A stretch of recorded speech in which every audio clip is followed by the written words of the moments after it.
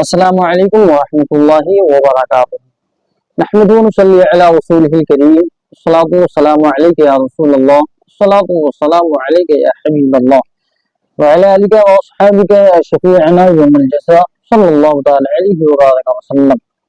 امید کرتا ہوں میرے تمام عزیز، میرے تمام دوست و احباب، میرے تمام مائیں اور بہنیں سب خیر و عافیت کے ساتھ ہوں گے انشاءاللہ تعالی۔ میرے دوستو، کمنٹ کے ذریعے کچھ ہمارے احباب نے سوال کیا ہے کہ حضرت یہ بتا دیں جو ہم قربانی کرتے ہیں اس قربانی کے گوشت کو کیا کریں، ہم خود بھی استعمال کر سکتے ہیں یا فقراء اور مساکین دوست و احباب میں تقسیم کر سکتے ہیں کہ نہیں کر سکتے ہیں۔ ایک ہمارے بھائی نے سوال کیا ہے کہ کیا حضرت قربانی کے گوشت کو کافر کو دے سکتے ہیں کہ نہیں دے سکتے ہیں۔ ایک صاحب نے سوال کیا ہے کہ حضرت منت کے طور پر جو ہم قربانی کرتے ہیں اس کے گوشت کو کیا کرنا چاہیے۔ ایک صاحب نے سوال کیا ہے کہ حضرت اگر مرحومین کے تعلق سے قربانی کیا جائے تو کیا حکم ہے۔ میرے دوستو، پہلا سوال یہ ہے کہ جو ہمارے بھائی نے سوال کیا قربانی کے گوشت کو کیا کرنا چاہیے، تو آپ نے چاہے بڑے جانور میں حصہ لیا ہے، چاہے چھوٹے جانور کا اپنے گھر میں انتظام کیا ہے، تو قربانی کا جو گوشت ہے وہ خود بھی کھا سکتا ہے اور دوسرے کو بھی کھلا سکتا ہے۔ دوسرا شخص چاہے غنی ہو یا فقیر ہو دے بھی سکتا ہے، کھلا بھی سکتا ہے، بلکہ اس میں سے کچھ کھا لینا قربانی کرنے والے کے لیے مستحب ہے۔ بہتر یہ ہے کہ گوشت کے 3 حصے کریں، ایک حصہ فقراء کے لیے، ایک حصہ دوست و احباب کے لیے اور ایک حصہ اپنے گھر والوں کے لیے۔ 1/3 سے کم صدقہ نہ کریں، کل کو صدقہ کر دینا بھی جائز ہے اور کل گھر رکھ لینا بھی جائز ہے۔ 3 دن سے زائد اپنے اور گھر والوں کے لیے کھانے کے لیے رکھ لینا بھی جائز ہے۔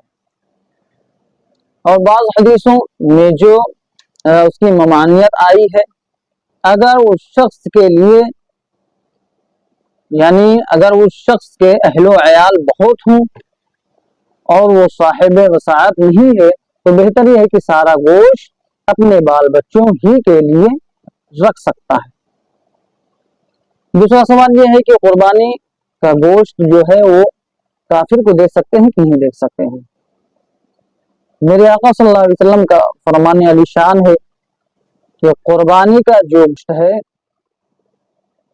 وہ حضرت ابراہیم خلیل اللہ علیہ السلام کے نام سے ذبح کیا گیا، ان کی سنت کو آباد کیا گیا کہ قربانی کے گوشت کو کافر کو نہ دے سکتے ہیں نہ کھلا سکتے ہیں، کیونکہ یہاں کے کفار حربی ہیں۔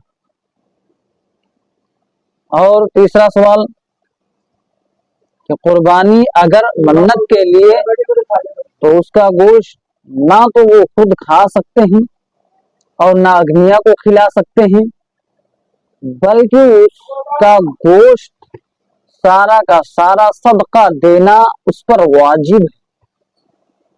یعنی جو منت کے طور پر قربانی کیا آپ نے اس کا سارا گوشت فقراء اور مساکین میں تقسیم کر دینا یہ واجب ہے آپ پر۔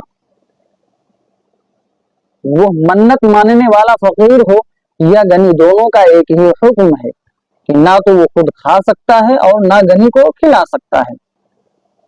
چوتھا سوال ہمارے بھائی نے سوال کیا کہ اگر مرحومین کے تعلق سے قربانی کیا جائے تو اس کا گوشت کے حوالے سے کچھ لفظ کریں۔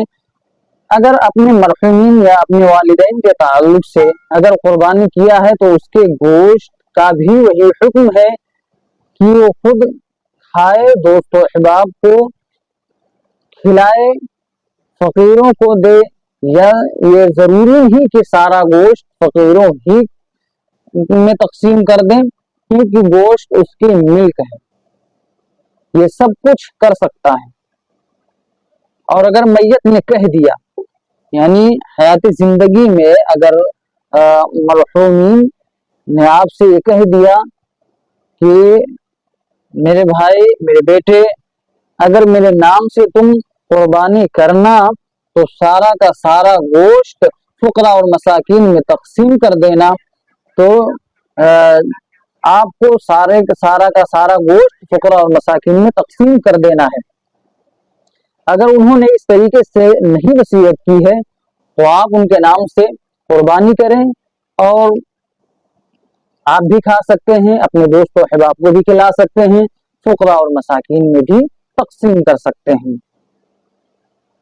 और अगर उन्होंने वसीयत की है कि हाँ सारा का सारा गोश्त फुकरा और मसाकिन में सदका कर दें, तो आप सारा का सारा गोश्त फुकरा और मसाकिन में तकसीम कर सकते हैं। तो मेरे दोस्तों, मेरे अजीजों, इन बातों पर अमल करें, दूसरे तक के ये बात पहुंचनी भी चाहिए, और आप ही के जरिए पहुंचेगी बात तो आप भी गुनाह से बचें और दूसरों को भी गुनाहों से बचने का मौका दें।